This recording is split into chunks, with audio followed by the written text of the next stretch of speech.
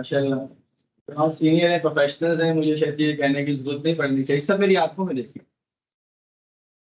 मैं छोटे बच्चों को पढ़ा रहा था, स्कूल जाते हैं पढ़ाने के लिए, तो अक्सर छोटे बच्चों को पढ़ा रहा हूँ। प्राइमरी के बच्चे मेरे सामने बैठे, इनको मैं कैसे पढ़ाऊँ। और मैंने एक मुझे आधा घंटा दे दिया, आधा घंटा इनको इंगेज रखने। तो मैंने बच्चों में अनाउंसमेंट की, मैंने कहा वैसा है कि बच्चों आपने मेरी आंखों में देखना है, और जो मुझे बताएगा मेरी आंखों का कलर क्या है मैं उसको इनाम दूँ। तो आधा घंटा मेरी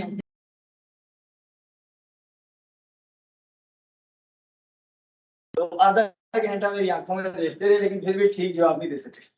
पर मुझे उम्मीद है कि आपको ये कहने की जरूरत नहीं पड़ेगी, आप सब अच्छे से सुनेंगे, बात को अच्छे से सुनने की कोशिश करेंगे। तीन चीजें डिस्कस हुई थी खत्म नबूवत के हवाले से। एक कि जो खत्म नबूवत के अकीदे का इनकार करता है इस्लाम के दायरे से खारिज हो जाता है। दूसरा जो खत्म नबूवत के अकीदे में शक करता है वो भी इस्लाम के दायरे से खारिज हो जाता है।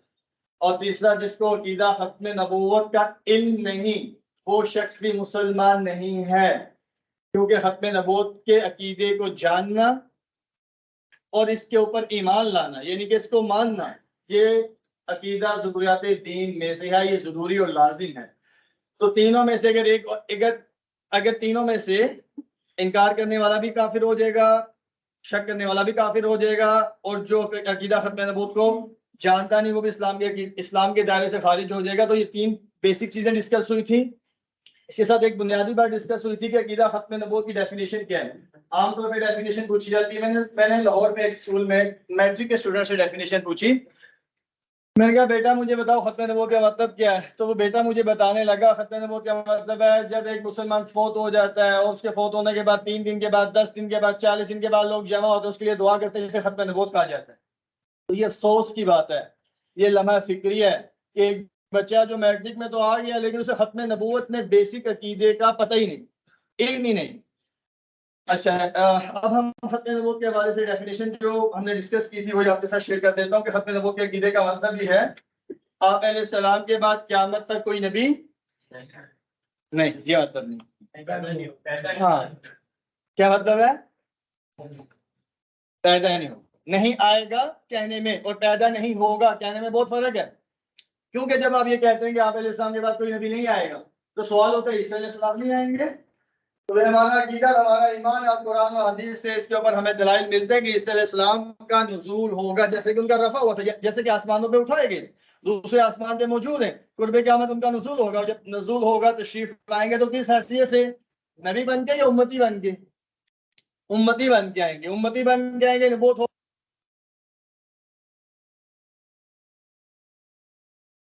चले, जिसको जवाब आता है हैंड रेस करें। अब कोई भी नहीं करेगा। माशाल्लाह जी, होगी जी, बिल्कुल ठीक, बिल्कुल ठीक जवाब दिया, नबूवत होगी, क्योंकि अल्लाह ताला नबूवत देने के बाद वापस नहीं लेते। तो तशरीफ लाएंगे, नबूवत होगी। अब यहाँ पे एक थोड़ी सी टेक्निकल बात है, नबूवत का होना अलग बात है, नबूवत का चलाना अलग बात है। ये जरूरी नहीं है कि नबूवत हो और वो चले भी। जैसे कि मूसा अलैहिस्सलाम भी नबी हैं और उनके भाई हजरत हारून अलैहिस्सलाम भी नबी हैं। नबूवत तो है लेकिन वो अपनी नबूवत को चला नहीं रहे, बल्कि मूसा अलैहिस्सलाम की नबूवत और शरीयत की पैरवी और इत्तबा कर रहे हैं। ये मिसाल थी समझाने के लिए। तो मेरे नबी तो सिर्फ उम्मत के नबी नहीं है, मेरे नबी को अल्लाह ने वो मुकाम और अज़मत अता फरमाई है कि इमामुल अंबिया, नबीयुल अंबिया है, कि नबियों के भी नबी हैं। तो तमाम नबियों की निस्बत जब होती है अपनी उम्मत की तरफ तो उनका स्टेटस बन जाता है नबी और रसूल का, और तमाम नबियों की निस्बत जब होती है इमामुल अंबिया की तरफ तो तमाम नबियों की हैसियत बन जाती है उम्मती की। तमाम नबी अपनी उम्मतों के नबी लेकिन इमामुल अंबिया के उम्मती हैं। और इसके ऊपर आप कहेंगे दलील तो कुरान सूरह आल इमरान आयत नंबर 81। मैं अब क्योंकि मैं एक अजमाली खाका आपके सामने पेश कर रहा हूँ, एक बर्ड्स आई व्यू है, इस वजह से इनको डिटेल में डिस्कस नहीं किया जा सकता। चीजें पिछली मरतबा मेरे ख्याल से डिस्कस हो गई थी, आपके सामने आपके साथ शेयर की गई थी। उसके बाद हमने डिस्कस किया था खत्म नबूवत के अकीदे के हवाले से कुरान की आयत कितनी है, तो 100 आयत थी खत्म नबूवत के हवाले से कुरान पाक की। वैसे तो पूरे का पूरा कुरान ही खत्म नबूवत के ऊपर दलील है, क्योंकि कुरान महफूज है। इससे पहले जितनी भी किताबें और सहीफे आए कोई भी महफूज अगर मौजूद है तो महफूज नहीं, कुरान मौजूद भी है महफूज भी है। वजह क्या है? खत्म नबूवत। आप कहेंगे कैसे? आप कहेंगे कैसे, तो इस कैसे का जवाब सुनिएगा। देखें, तमाम किताबें, कुरान से पहले तमाम किताबें सहीफे किसने नाजिल की है? अल्लाह ताला ने। किसके जरिए से नाजिल किए? जिब्रील अलैहिस्सलाम के जरिए से। किन पे नाजिल किए? रसूलों पे। नबियान होता है, रसूल खास होता है रसूलों पे, सहीफे रसूलों पे, किताबें रसूलों पे। अच्छा, उनमें से कोई भी किताब या सहीफा अगर मौजूद है तो महफूज नहीं।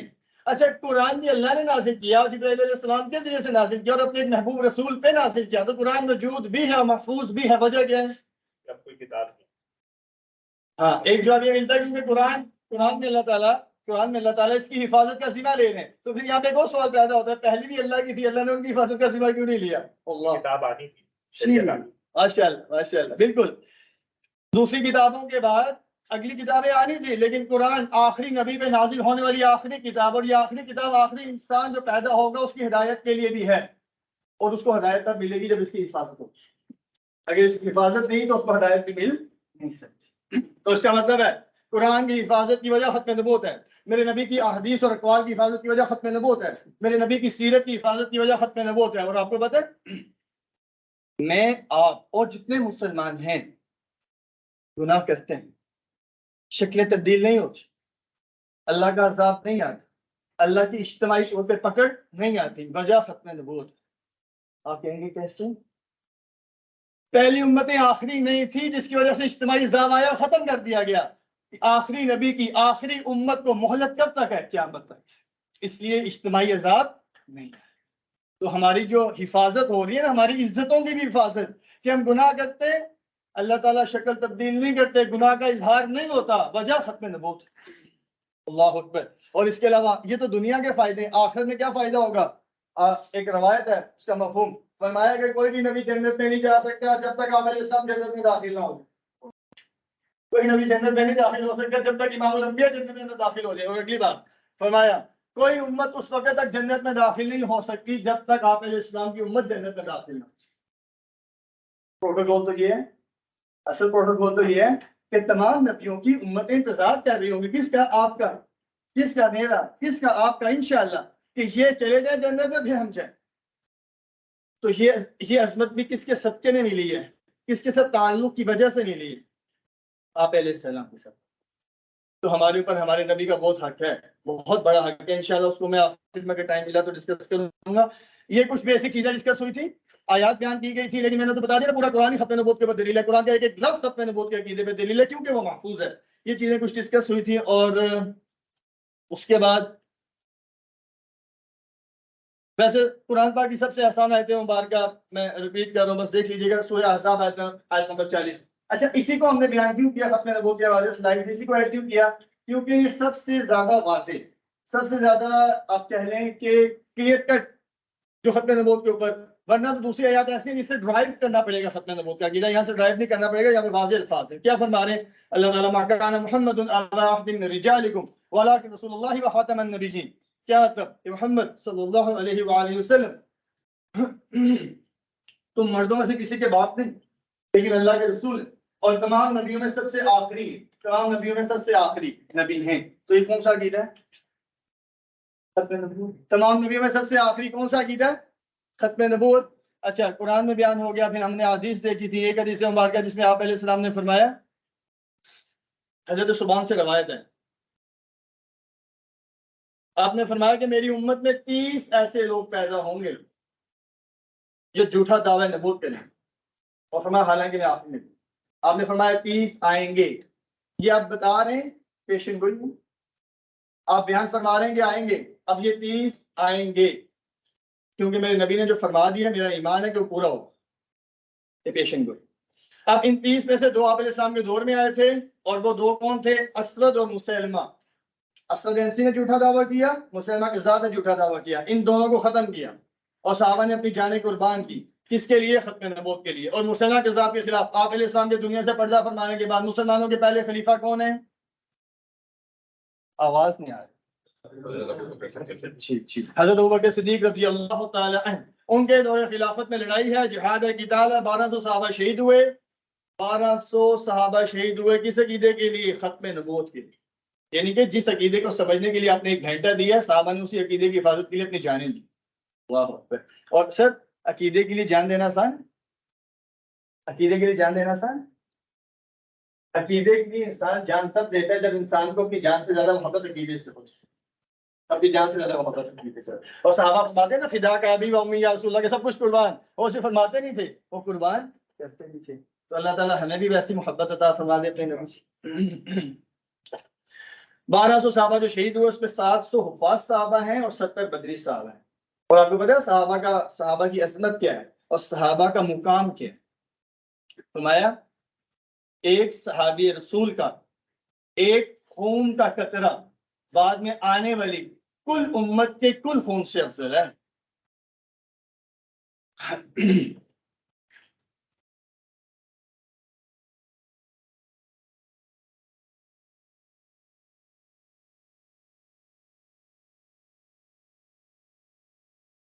ये वो मैदान है जहाँ लड़ाई हुई थी। इस मैदान में 1200 सहाबा शहीद हुए। ये सहाबा की कबूल उमारी है। ये कहाँ पे है? सऊदी अरब कैपिटल, कैपिटल से नज्द का इलाका तकरीबन 100 किलोमीटर के पास है। वहाँ पे ये मैदान, अल्लाह ताला सबको ले जाए इंशाल्लाह।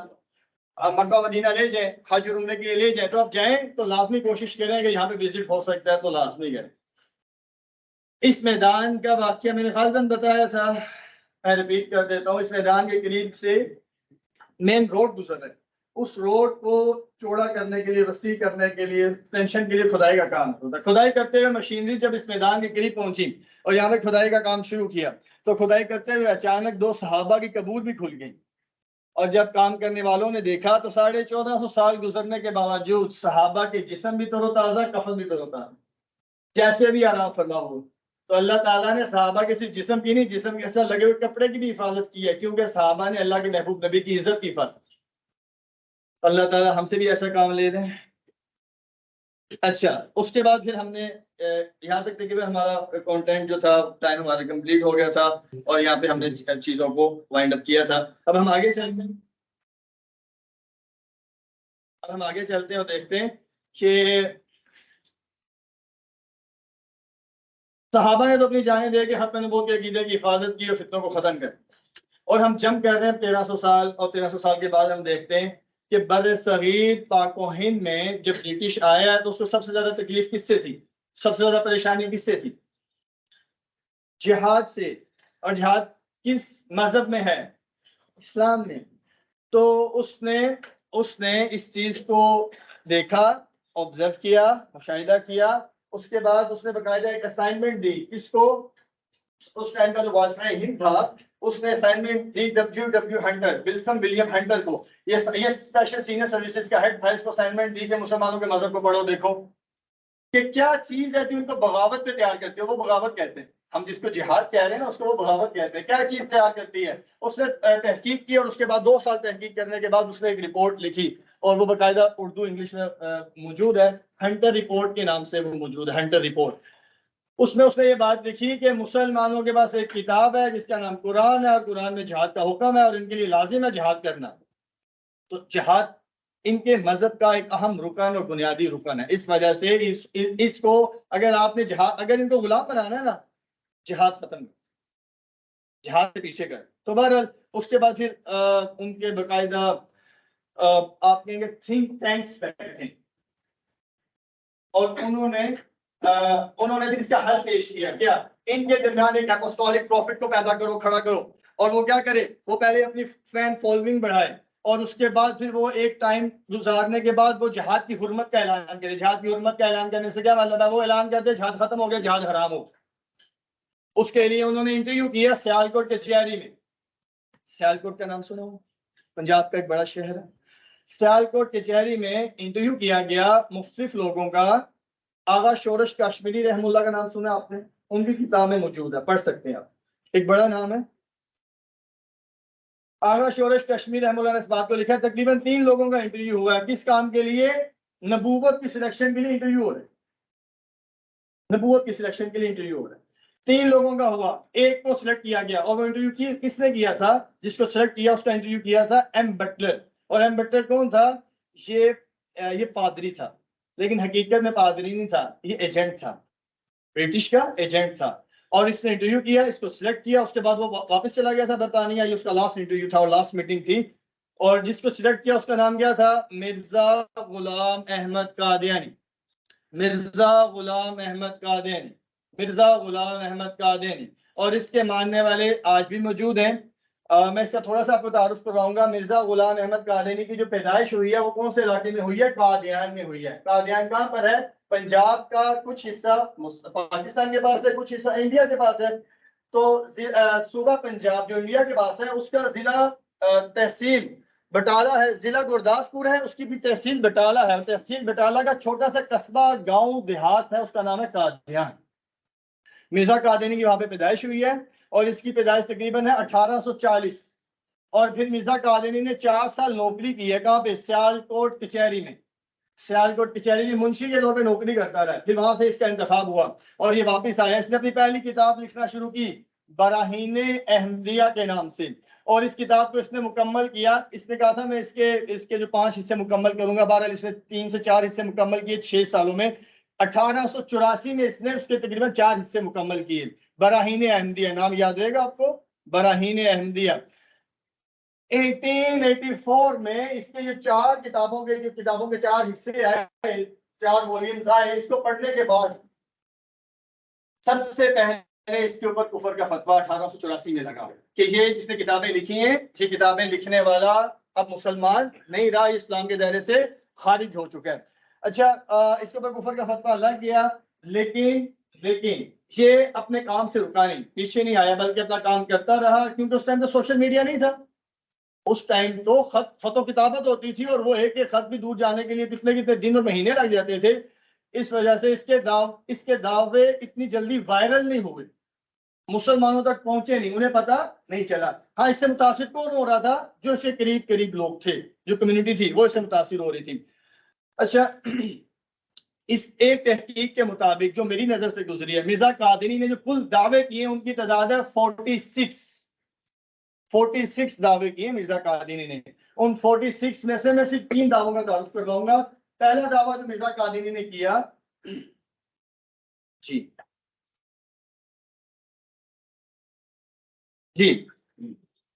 3 दावों का तारुफ करवाऊंगा। ये ज्यादा की डिटेल्स आपके सामने आ रही है, देखना चाहें तो देख सकते हैं, कोई मसला नहीं, लेकिन मैं 3 का तारुफ करवाऊंगा और वो 3 मरकजी और बड़े और बुनियादी हैं। मिर्जा कादियानी ने एक दावा किया है 1891 1892 में, और वो इसने दावा किया कि मैं वही ईसा हूं जिसकी पेशन गोई और जिसका जिक्र कुरान और हदीस में। ईसा है ना, बिठने का मैं वो ईसा है। दूसरा दावा मिर्जा कादियानी ने किया कि मैं वो इमाम महदी हूं जिनका जिक्र हदीस में आता है। हमारा ईमान है, हमारा अकीदा है कि हदीस में इमाम महदी अलैहिस्सलाम का जिक्र है, वो तशरीफ लाएंगे, उनकी निशानी उनकी जात के एतबार से भी मौजूद है, उनके हयात के एतबार से भी मौजूद है। तो मिर्जा कादियानी ने दूसरा दावा किया और 1894 में किया। तीसरा दावा मिर्जा कादियानी ने किया जो सबसे बड़ा दावा था, वो उसने 1901 में किया। सैफ चिश्तियाई का रेफरेंस है, और ये किसकी थी? पीर मैन अली शाह साहब, नाम सुने? उनकी किताब थी, उन्होंने लिखी थी इसके रद्द में। तो उसमें उसका ये रेफरेंस है। 1901 में मिर्जा कादियानी ने बाकायदा दावा किया, और ये क्या दावा था? इसने बाकायदा नबी होने का दावा कर दिया, तशरीह नबी होने का। अब तशरीह नबी से क्या मतलब और मुराद है, आगे चल के उसकी वजाहत कर दूंगा। इसने बाकायदा तशरीह नबी होने का दावा किया। 1908 26 मई सुबह 10 बजे लाहौर रेलवे स्टेशन के करीब बरांथर रोड पे मिर्जा कादियानी अपनी शिट में गिर के मर, अपनी गंदगी में गिर के मर, अपनी गलाजत में गिर के मर। फिर इसकी लाश को लाहौर रेलवे स्टेशन लेकर आए, वहां से इसकी लाश को फेंका गया मालगाड़ी वाले डब्बे में, और लाहौर से इसकी लाश को शिफ्ट किया गया कादियान, और कादियान इसकी कब्र बनाई गई। इस वक्त मिर्जा गुलाम कादियानी की जो कब्र है वो इंडिया के इलाके कस्बे कादियान में मौजूद है, जहाँ पे कादियानियों का सालाना जलसा होता है। और हर साल पूरी दुनिया से और आपके कराची से भी कादियानी वहां पे जलसे में शरीक होने के लिए जाते हैं। अच्छा, ये तो था मिर्जा कादियानी की जात का तारुफ और उसके दावों का तारुफ। उसकी किताबों का भी मुख्तसर सा तारुफ करवा देता हूँ। बहुत सी उसने किताबें लिखी, और जो ज्यादा मशहूर किताबें वो तकरीबन 86 बुकलेट्स थे। 86 बुकलेट्स। उन 86 बुकलेट्स को उसके मरने के बाद उसके बेटे ने, जिसका नाम था मिर्जा बशीरुद्दीन महमूद, जो कादियान का दूसरा खलीफा भी बना, मिर्जा बशीरुद्दीन महमूद ने उन तमाम बुकलेट्स को जमा किया और 23 वॉल्यूम्स में पब्लिश करना शुरू किया। 23 जिल्दों में वो किताबें आज भी पब्लिश होती हैं, छपती हैं। उसके अलावा मिर्जा कादियानी का एक ये भी दावा था कि मैं मुल्हम हूँ, यानी कि मेरे ऊपर इल्हाम होता है। हम मानते हैं कि इस पे इल्हाम होता था, लेकिन वो इल्हाम रहमान की तरफ से नहीं होता था, शैतान की तरफ से होता था। ये अपने उन इल्हामात को लिख लिया करता था। इसके मरने के बाद इसके बेटे ने 3 रुकनी टीम की मदद से उन सारे इल्हामात को जमा किया, जमा करके एक किताब तरतीब दी, मुरतब की, और उस किताब का नाम है तज़किरा। और तज़किरा का स्टेटस कादियानियों के नजदीक वही है जो मेरे आपके तमाम मुसलमानों के नजदीक कुरान का स्टेटस, जो कुरान का मुकाम। अच्छा, ये तो मिर्जा कादियानी के हवाले से मुख्तसर सा तारुफ हो गया, उसके दावों के अतबार से, उसकी जात के अतबार से, उसकी किताबों के अतबार से। अब हम आगे चलते हैं और अगला एक सवाल है, और इसके बाद इंशाल्लाह कुछ चीजें मैं आपके यहाँ पे चाहूंगा। असल जो हमारी डिस्कशन होनी है वो यहाँ पे, यहाँ तक जो बातें की समझ आ गई। अच्छा, एक सवाल मुझे सवाल, अच्छा दरमियान में या एंड पे? शायद इसके बोले हो, इसके पूछ रहे। आपने बोला कि मिर्जा अहमद कादियानी का बेटा जो था वो दूसरा खलीफा वो मानते हैं, इसको ये नबी मानते हैं, उसको दूसरा खलीफा मानते हैं, तो पहला खलीफा हकीम नूरुद्दीन, हकीम नूरुद्दीन। ये सबको नजर आ रहा है? सब सब मेरी आंखों की तरफ सुन, सब मेरी आंखों में नहीं देख। चल, अब मेरी आंखों से इधर आ रही स्लाइड। ये क्या लिखा हुआ है? अच्छा, कुछ भाई ना मुस्कुरा रहे हैं, अब मेरी आंखों में देखते हुए भी आप मुस्कुरा रहे हैं। मेरी आंखों में देखते हुए भी मुस्कुराना चाहिए यार। सही, क्या लिखा हुआ है? ये क्या लिखा हुआ है? कादियानी सवाल, यानी ये सवाल कौन करते हैं? कादियानी। और ये क्या लिखा हुआ है? अच्छा, ये सवाल कादियानी करते हैं, किससे करते हैं? मुसलमानों से। अच्छा, ये कादियानी ये सवाल मुसलमानों से क्यों करते हैं? मुसलमानों से काफिर कहते हैं। और कादियानी खुद को क्या कहते हैं? मुसलमान। अच्छा, कादियानी खुद को मुसलमान क्यों कहते हैं? लेकिन वो अगर अपने आप को मुसलमान कहते हैं तो वो हमें काफिर क्यों नहीं कहते? क्योंकि हम तो फिर उनके मुताबिक, उनके खत्म नबूवत से तो हम, हाँ, टाइम लैंडर्स पर ना सलमान अहमद साहब वो एक साइन ऐसे ही आगे आ रहा है। अच्छा तो मैं भी आपके इस सवाल पे ही कहूंगा कि आगे आ रहा है, वो आपका सवाल आगे जवाब हो जाएगा। अब मेरा यहाँ पे सवाल था, कादियानी खुद को मुसलमान क्यों समझते हैं? क्या हिंदू खुद को मुसलमान समझते हैं? यहूदी समझते हैं? सिख समझते हैं? एथीस्ट समझते हैं? नहीं समझता। कादियानी खुद को मुसलमान क्यों समझते? एक्सटेंशन की वजह से, क्योंकि वो मानते हैं। एक्सटेंशन की वजह से। ठीक, ठीक है। और कोई भाई आप बताएंगे? जी आप बताएंगे, आप जी आप। अब मेरा सवाल समझ आया? मैंने सवाल क्या किया है, रिपीट करूं? मैंने सवाल ये किया कि हम कादियानी को काफिर समझते हैं, कादियानी खुद को मुसलमान समझते हैं, कादियानी खुद को मुसलमान क्यों समझते हैं? ये उनका गीता जिस तरीके से जो उनको दिखाया गया वो उस हिसाब से अपने आप को मुसलमान समझते हैं। वो बताया गया कि उन्हें बताया गया तो मुसलमान, इस वजह से। ठीक, चलिए मैं यहाँ पे क्योंकि वो उस सिस्टम को आपकी जरूर मानते हैं, आपकी नबी नहीं आपने नबी नहीं मानता है, फिर मानता है। बहुत गहरी बात कर दी है, ये सब कुछ समझ नहीं आएगा सुनाने में। अच्छा जी आप बताएं। जो रिलीजन है एक्सट्रैक्ट की कुरान से करता हुआ कहता था इसलिए वो नाम इसलिए बिल्कुल, बहुत बेहतरीन, बहुत बेहतरीन। भाई ने कहा कि वो आप अलैहिस्सलाम को आखिरी रसूल तो मानते, आखिरी नबी नहीं मानते, ऐसे ही फरमाया ना आपने जी। हालांकि हमारा अकीदा है कि आप अलैहिस्सलाम नबी भी आखिरी हैं और रसूल भी आखिरी हैं। आप अलैहिस्सलाम के बाद नबूवत भी नहीं है और आप अलैहिस्सलाम के बाद रिसालत भी नहीं। और नबी और रसूल का फर्क तो आप समझते होंगे। नबी और रसूल, नबी आम होता है, रसूल खास होता है। आम और खास से क्या मुराद है? रसूल वो होता है जिसपे कोई किताब नाजिल हुई हो, कोई सहीफा नाजिल हुआ हो, उसको जो शरीयत मिली हो पिछले रसूल से मुख्तलिफ हो, या अगर इसमें से कुछ भी नहीं है तो उसको कोई एक खसूसी सिफ्त अता कर दी गई हो तो वो नबूवत के मुकाम से रिसालत के मुकाम पे शिफ्ट हो जाए। ये बात समझ? रसूल तो 313 है, लेकिन किताबें तो तकरीबन 100 के करीब हैं, 110 के करीब हैं। सहीफे किताबें मिला के 110 के करीब हैं, लेकिन रसूल कितने? 313। तो फिर वो एक खसूसी सिर्फ किसी में ज्यादा किसी को मिल गई तो वो भी नबूवत से रिसालत के मुकाम और ओहदे पे पहुंच गया। हमारा अकीदा और ईमान, नबी भी आखिरी आप अलैहिस्सलाम और रसूल भी आखिरी। कुरान से भी इसके दलील मिलती है और हदीस से भी। आप अलैहिस्सलाम ने फरमाया कि नबूवत और रिसालत को मुनक़ता कर दिया गया। अब इस हदीस में दोनों चीजों का जिक्र फरमाया मेरे नबी ने, नबूवत और रिसालत को मुनक़ता कर दिया गया। फरमाया ना मेरे बाद नबी है और ना मेरे बाद रसूल। अच्छा, हम अब आगे चलते हैं और देखते हैं कि ये जो सवाल किया जाता है ये क्यों किया जाता है। हम कादियानी को काफिर कहते हैं और वो खुद को मुसलमान कहते हैं, खुद को मुसलमान समझते हैं और वो खुद को मुसलमान कहते हैं और समझते क्यों है। अब उसकी मैं कुछ वजाहत कर दूं। देखिए, हम मुसलमान कौन सा कलमा पढ़ते हैं? ला इलाहा इल्लल्लाह मुहम्मद रसूलुल्लाह, ये कलमा ना। कादियानी कौन सा कलमा पढ़ते हैं? कादियानी को कलमा भी सुन लीजिएगा। कादियानी कलमा पढ़ते हैं ला इलाहा इल्लल्लाह मुहम्मद रसूलुल्लाह, सेम कलमा सेम। हम कितने वक्त की नमाज पढ़ते हैं? 5। कादियानी भी 5 वक्त की नमाज पढ़ते हैं, फजर, ज़ोहर, असर, मगरिब, इशा। हम किस किताब की तिलावत करते हैं? कादियानी भी कुरान पाक की तिलावत करते हैं। अब मैं इससे आगे नहीं जा रहा, बस ये 3 बात।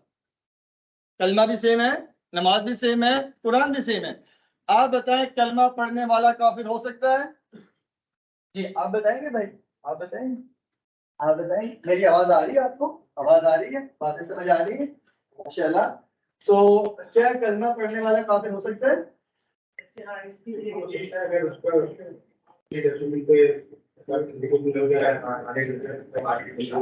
मतलब कलमा पढ़ने वाला भी काफिर हो सकता है, नमाज पढ़ने वाला भी और तिलावत और कुरान पढ़ने वाला भी काफिर हो सकता है। अच्छा, यहाँ पे अगली बात जो मैं चाह रहा हूँ कि आपको बताऊं, आमतौर पे मुसलमान ये समझते हैं कि इसने कलमा पढ़ लिया ना ये काफिर नहीं है, ये मुसलमान। जो नमाज पढ़ रहा है ना काफिर नहीं है, मुसलमान। और जो कुरान पढ़ रहा है ना काफिर नहीं है, मुसलमान है। और जो आप ऐसा अल्लाह का नबी मानता है ना वो काफिर नहीं है, मुसलमान है। और मैंने कहा था नबी मानना सिर्फ काफी नहीं है, आप ऐसा को नबी मानने के साथ आखिरी मानना भी जरूरी है, आखिरी मानना भी जरूरी है। अच्छा, कादिनी क्या करते हैं? कादिनी तमाम अमाल और इबादत वैसे ही करते हैं जैसे हम मुसलमान करते हैं। कादिनियों के नाम भी हमारे जैसे, काम भी हमारे जैसे। सर आपके सामने कोई हिंदू आएगा, नाम लेगा, पता चल जाएगा? सिर्फ नाम से पता चल जाएगा। यहूदी आएगा, नाम लेगा, पता चल जाएगा। कोई सिख आएगा, नाम लेगा, पता चल जाएगा। कादियानी आएगा, नाम लेगा, पता चलेगा? कादियानी आपके सामने आ जाए, नाम ले, पता चल जाएगा? पकड़ लेंगे? नहीं। अच्छा, आपके सामने वो कलमा पढ़े, पकड़ लेंगे? आपके सामने इबादत करे, पकड़ लेंगे?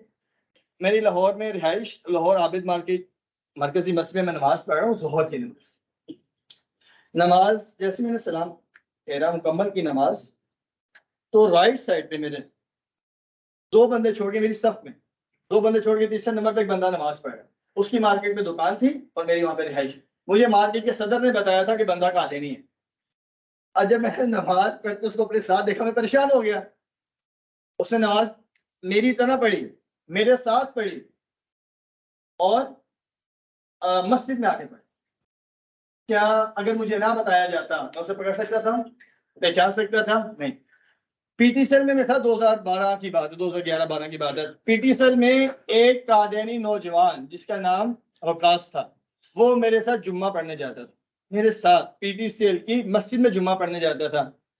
तो तमाम इबादत और अमाल तो मुसलमानों की तरह है, फिर हम उनको काफिर क्यों कहते हैं? अच्छा, आमतौर पर यहाँ पे एक सवाल पैदा होता है कि कादियानी खत्म नबूवत के अकीदे को नहीं मानते। आप ऐसा को नबी तो मानते हैं, रसूल को मानते हैं, लेकिन खत्म नबूवत के अकीदे को नहीं मानते, जिसकी वजह से कादियानी मुसलमान नहीं, कादियानी इस्लाम के दायरे से खारिज है। अच्छा, जब ये बात की जाती है तो कादियानियों का इसके ऊपर रिएक्ट क्या होता है? कादियानी इसके ऊपर क्या जवाब देते हैं? तो मैं आपको उनकी किताबों से भी दिखा देता हूँ, लेकिन इससे पहले मैं वजाहत भी करता हूँ। बुनियादी तौर पे कादियानी खत्म नबूवत के अकीदे को मानते हैं। कादियानी खत्म नबूवत के अकीदे का इनकार नहीं करते, लेकिन अब कैसे मानते हैं इसको समझिएगा और गौर से सुनिएगा। देखिए, अकीदे को समझने के लिए बात कर रहा हूँ, मिसाल दे रहा हूँ। अकीदे में बुनियादी तौर पे 3 बातें होती हैं। 3 बातें। एक होती है अकीदे की टर्मिनोलॉजी, जिसको आप इस्तिलाह कहते हैं। दूसरी होती है उसकी वजाहत तशरीह, जिसको आप डेफिनेशन कहते हैं। और तीसरा होता है उसके ऊपर यकीन, जिसको आप ईमान कहते हैं। तो 3 बातें हो गई, उसकी इस्तिलाह हो गई, उसकी डेफिनेशन हो गई और उसके ऊपर ईमान और यकीन हो गया। अब देखें, अब मैं आपसे सवाल पूछ रहा हूँ, मुझे इसका जवाब दीजिएगा। खत्म नबूवत का लफ्ज अभी आया था, यहाँ पे लिखा हुआ, या कहीं भी लिखा हुआ देख लें, कहीं भी लिखा हुआ देख लें, इसका ताल्लुक पहले से, दूसरे से, तीसरे से? खत्म नबूवत का लफ्ज आपने लिखा देखा, लिखा हुआ देखा कहीं भी? कहीं इसका ताल्लुक पहले से, दूसरे से, तीसरे? पहले से। कुछ कह रहे हैं पहले से, और आप बताएंगे? पहले से कैसे? हाँ जी बिल्कुल बिल्कुल। खत्म नबूवत के उस लफ्ज का ताल्लुक इस तरह से है, ये टर्म है, फिर हम कहते हैं खत्म नबूवत का मतलब आपके बाद क़यामत तक कोई नबी या रसूल पैदा नहीं होगा, तो ये उसकी डेफिनेशन है। अच्छा, अब अगला सवाल है, ये भी टेक्निकल है। तीसरी चीज क्या थी? ईमान। ईमान पहले पे होगा या दूसरे पे होगा? ईमान पहले पे होगा दूसरे पे होगा? दूसरे पर होगा। दूसरे पर होगा। तो असल में दूसरे पर होगा। तो दूसरे को मानेंगे तो पहला तो उसमें आ गया ना, लेकिन पहले को मानेंगे दूसरा उसमें नहीं आएगा। सिर्फ आपको इस्तिलाह पता हो, उसकी वजाहत ना पता हो, तो ईमान किस पे है? उस इस्तिलाह पे है, उसका मतलब क्या आपको खुद नहीं पता, तो फिर ईमान क्या हुआ? और ईमान किस पे हुआ? तो इसका मतलब है ईमान जो तीसरी चीज है वो डिपेंडेंट है दूसरी पे। ये बात क्लियर हो गई? ये बात समझ आ गई? अब अगली बात सुनिएगा।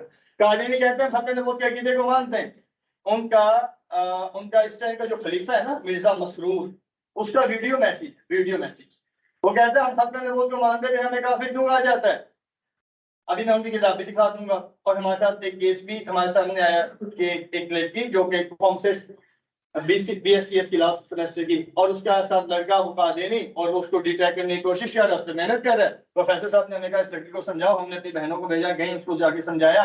वो कह रही है कि मैं आपकी बातों को तब मान के उसके साथ ताल्लुक खत्म करूंगी जब वो तस्दीक कर दे कि ये जो कह के गई है ना मुसलमान ठीक कह के गई। तो हमारी बहनों का ठीक है, आप उससे डिस्कस कर लेना, आप फोन पे आपसे रब्ता करेंगे। तो हमारी बहनों ने जब चंद दिनों के बाद उससे रब्ता किया, वो कहने लगी हाँ मैंने उस लड़के से बात की थी, डिस्कस किया था, लेकिन वो लड़का तो कह रहा है कि कलमा, नमाज और रोजा हर चीज तो सेम है, और खत्म नबूवत वो कह रहे कुरान लाओ। मैं कुरान पे हाथ रख के ये बात कहूंगा कि मैं खत्म नबूवत के अकीदे को मानता हूँ, फिर आप मुझे काफिर क्यों कहते हो? कुरान पे हाथ रख के कह रहे हैं मैं खत्म नबूवत के अकीदे को मानता हूं, फिर मुझे काफिर क्यों कहते हो? आप कहेंगे उसके दिलो दिमाग में कुछ और चल रहा है। तो सर देखिए, इस्लाम का हुक्म जाहिर पे लगता है, उसने इजहार कर तो दिया मैं मानता हूँ, तो दिल और दिमाग की बात को आप रीड नहीं और जान नहीं सकते, फिर आप उसके ऊपर हुक्म भी लगा नहीं सकते। जिस बात को आप जानते नहीं उस पर हुक्म भी नहीं लगा सकते, उसके अंदर कोई स्टेटमेंट और कोई फतवा भी दे नहीं सकते। तो यहाँ पे आप समझिएगा, जो मैंने पहले तमहीद बांधी है ना, तीन चीजें जो बताई हैं, पहली दूसरी तीसरी टर्म, उसकी डेफिनेशन और ईमान और यकीन। पहली चीज में हमारा कादियानी का इख्तिलाफ नहीं है, हम कहते हैं हम भी खत्म नबूवत को मानते हैं, कादियानी कहते हैं हम भी खत्म नबूवत को मानते हैं, तो पहली चीज सेम हो गई, इस्लाह सेम हो गई। दूसरी चीज हम कहते हैं खत्म नबूवत का मतलब यह है कि आप पहले सब आखिरी हैं और आपके बाद क़यामत तक कोई नबी या रसूल पैदा नहीं होगा। कादियानी कहते हैं खत्म नबूवत की ये डेफिनेशन नहीं है। हम कहते हैं बताओ क्या डेफिनेशन है? तो कादियानी कहते हैं खत्म नबूवत का मतलब ये है कि नबूवत का आगाज हजरत आदम अलैहिस्सलाम से हुआ, और कादियानी कहते हैं खत्म नबूवत का मतलब है कि नबूवत खत्म मिर्जा गुलाम कादियानी की जात पर। हम कहते हैं खत्म नबूवत का लफ्ज आप अलैहिस्सलाम की नबूवत के लिए इस्तेमाल होता है, कादियानी कहते हैं नहीं। कादियानी कहते हैं खत्म नबूवत का लफ्ज मिर्जा गुलाम कादियानी की नबूवत के लिए इस्तेमाल होता है। हम कहते हैं खत्म नबूवत का मतलब आप अलैहिस्सलाम आखिरी है और आपके बाद कोई नबी या रसूल पैदा नहीं होगा। कादियानी कहते हैं खत्म नबूवत का मतलब है कि मिर्जा गुलाम कादियानी आखिरी नबी और इसके बाद कोई नबी या रसूल पैदा नहीं होगा। अच्छा, हम कहते हैं लफ्ज खातमुन नबीयीन आप अलैहिस्सलाम की जात मुबारका के लिए इस्तेमाल होता है। कादियानी कहते हैं लफ्ज खातमुन नबीयीन मिर्जा गुलाम कादियानी की जात के लिए इस्तेमाल होता है। इसको रिफ्रेमिंग कहा जाता है। तो रिफ्रेमिंग कहा जाता है कि लफ्ज तो सेम ही है, लेकिन उसका मफहूम और उसकी तशरीह को क्या कर देते हैं? तब्दील कर देते हैं। मतलब तहरीफ मानवी है ना, ये तहरीफ लफ्जी नहीं है, तहरीफ मानवी है। लफ्ज तो सेम रखा, लेकिन उसके माना और मफहूम में क्या कर दी? तब्दीली कर दी। ये बात समझ आई आपको? यहाँ तक बात समझ आ गई? अच्छा, अब दूसरी चीज में क्या हो गया हमारा और कादियानी का? क्या हो गया? दूसरी चीज में इख्तिलाफ हो गया, तो तीसरी चीज डिपेंडेंट थी दूसरी पे, जब दूसरी पे इख्तिलाफ हो गया तो तीसरी पे भी। जहां तक बात क्लियर है? जहां तक बात क्लियर है? चल हम अब आगे चलते हैं और देख लेते हैं कुछ कादियानियों के कुछ बुनियादी अकायद। अब जो मैं आपको किताबें दिखाने लगा हूं, ये वो किताबें हैं जिनके पढ़ने की इजाजत नहीं है।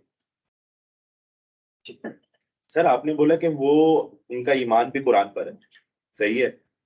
कुरान कादियानी, गुलाम अहमद कादियानी कज़्ज़ाब, ये पैदा हुआ 1800 में, कुरान पैदा हुआ, कुरान नाजिल हुआ 1400 साल पहले।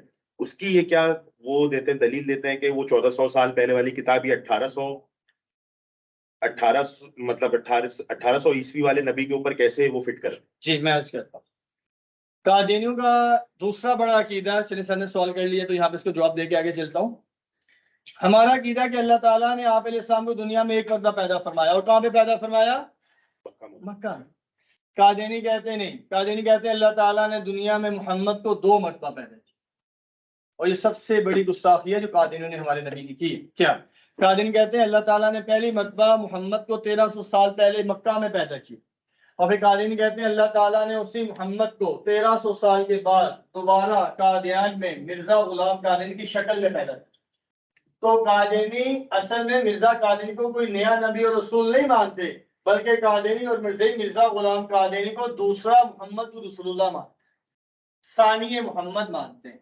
अच्छा, अब जो सर ने बात की कुरान, तो उनका ये अकीदा है कि कुरान 2 मरतबा नाजिल हुआ है। एक मरतबा पहले मोहम्मद में नाजिल हुआ था और वो मुकम्मल नहीं था, और अल्लाह ताला ने कुरान को मुकम्मल सूरत में दोबारा मिर्जा कादियानी के ऊपर कादियान में नाजिल किया है। तहरीर करी जी, उनका अकीदा है, और उसके लिए उन्होंने बाकायदा अलग एक किताब बनाई है जिसको कुरान का दर्जा देते हैं। मैं भी आपको दिखा भी दूंगा। अच्छा, जो किताबें दिखाने लगा हूँ, अब ये नहीं है कि आप इनको पढ़ना शुरू कर दें और खुद जाके डाउनलोड करें और खुद जाके खरीदें और पढ़ें। कादियानियों की किताबें पढ़ने की इजाजत नहीं है। मुझसे कल एक टीचर ने, कल नहीं परसों एक टीचर ने सवाल किया स्कूल में, सेशन था, कहने लगी हम क्यों नहीं पढ़ सकते, कहने लगी हम क्यों नहीं पढ़ सकते। मैंने कहा मुझे ये बताएं, कोई गैर मुस्लिम कुरान पढ़ता है, कुरान उसके दिल पे असर करता है? इवन क्यों नहीं मानता, समझिएगा, कुरान को नहीं मानता लेकिन कुरान को पढ़ रहा है, तो कुरान उसके दिल पे असर कर रहा है। हम इनको नहीं मानते लेकिन इनकी किताबें पढ़ेंगे तो वो भी असर करेंगी, क्योंकि लिखने वाले की जो फिक्र और सोच होती है वो उसकी तहरीर में जाती है, और पढ़ने वाले के ऊपर उसका असर लाजमी होता है। एक बहुत बड़े बुजुर्ग के साथ ताल्लुक रखने वाला एक नौजवान एमए कॉलेज लाहौर में पढ़ता था, लाहौर जामिया शफिया के शेखुल हदीस सूफी सरवर साहब, उस्ताद मुफ्ती हसन साहब का नाम शायद आप में से अक्सर ने सुना हो। मुफ्ती हसन साहब के जो शेख थे फोत हो गए। अब उनके साथ ताल्लुक वाला एक नौजवान, ईमान कितना मजबूत होगा, अमल करने वाला, अब वो कहने लगा मुझे, मैं एमए कॉलेज में था, मुझे कुछ कादियानी नौजवान लड़कों ने कुछ लिटरेचर दे दिया, पॉम्फलेट्स दे दिए, मैंने वो पढ़े और अब मेरे जहन में शुकूक और शुबहात आ रहे हैं। ये आम बंदा नहीं कह रहा, ये वो कह रहा है जिसका मदरसे के साथ ताल्लुक है, जिसका मस्जिद के साथ ताल्लुक है, जिसका एक बहुत बड़े अल्लाह के वली के साथ ताल्लुक है। वो कहने लगे अच्छा तुमने क्या किया? तो उसने कहा कि मैंने ये किया कि कादियानियों ने लिटरेचर दिया था, मैंने वो पढ़ लिया। अब उन्होंने बड़ा खूबसूरत जवाब दिया, फरमाने लगे तुमने सांप को पकड़ने की कोशिश की है मंत्र सीखे बगैर, सांप को पकड़ने की कोशिश की है मंत्र सीखे बगैर, तो सांप डसेगा नहीं तो क्या करेगा? तो कादियानियों का उनकी किताबें पढ़ना, उनकी चीजों को देखना समझना, ये हर बंदे के बस की बात नहीं है। आम मुसलमान के लिए सिर्फ इतना है, दूर रहे उनकी किताबों से भी, उनकी जात से भी, उनकी मसनूआत से भी, इंशाल्लाह वो चीजें आगे आ जाएंगी।